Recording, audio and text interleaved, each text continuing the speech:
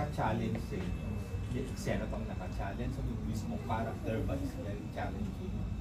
I'll start Hati Tular. Yung aking character si Minda, touched ako sa character niya and I admire the character, and as I also am challenged to portray her. Kasi ano siya parang she's so strong and very, ano ba yung character niya, very kahanga-hanga yung ano niya, yung pagka-wisdomful ng character niya. She's a woman. Sana, ay ano ba? Pero sana?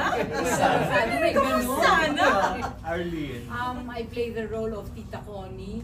Usually kasi I play jolly roles, yung laging happy, laging sweet, ganyan. Pero now I'm kind of strict, medyo may tapang. Mas maraming beses ako nakasimangot kasi sa nakatawa. So abangan natin yung kakaibang Arlene yun. Yes. Yeah. Yes, I played the role of Gerald Medina. Very challenging po talaga kasi dalawa po yung babae sa buhay. Yun no!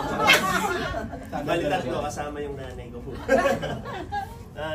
Siyempre iba yung approach ko dun sa character ni Kazel as Betsy, iba yung character ni Gina, played by Miss Kylie Padilla. Magkaibang love, pero yung character ko dito is like a protector. Lahat ginagawa niya para sa family, sa loved ones niya, sa karelasyon niya, kung sino man yung kasama niya sa buhay. Talagang paglalaban niya, bubuhis niya yung buhay niya para sa family na binubuo niya, sa mom niya, para mabuhay yung family niya. Basta maraming struggle si Gerald. Pero Subalit, tatapwan. Pero subalit ka daw. Okay. Gina. Ako naman. pero Na-inlove ako sa character ni Gina because she's not black and white. Very complex siya. I mean, in the story, she starts off very naive, and mabait siya, mapagbigay. Pero darating din yung time na bibigay siya sa temptation. Kaya magkakagulo kami ng best friend ko. And I love that kasi it's very human, it's very real. And paglalaban pa rin niya yung love na yun kahit na may masasaktan na tao. And I think magandang play talaga. And as a daughter? As a daughter, doon nalabas yung pagiging tigre ni Amihan. Amihan! Wrong show! Gina po! Labas mo yung brilyante ng hangin. Pagiging tigre ni Gina, yung pagiging palaban niya, doon nalabas to protect her father. maganda yung yung dynamics nila. Sa totoo lang, yung sinasabi ni Jack kanina, may kaugnayan yun sa karakter na ginagamit niya talaga.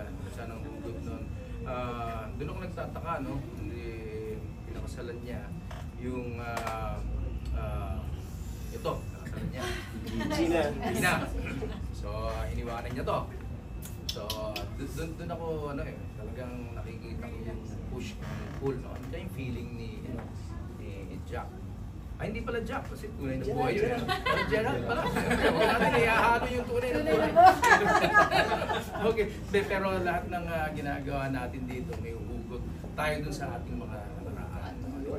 Pero maganda yung nangyari sa kanila. Talagang nakita natin kung paano sila nagiging naiiba yung karakter nila, itong dalawang ito.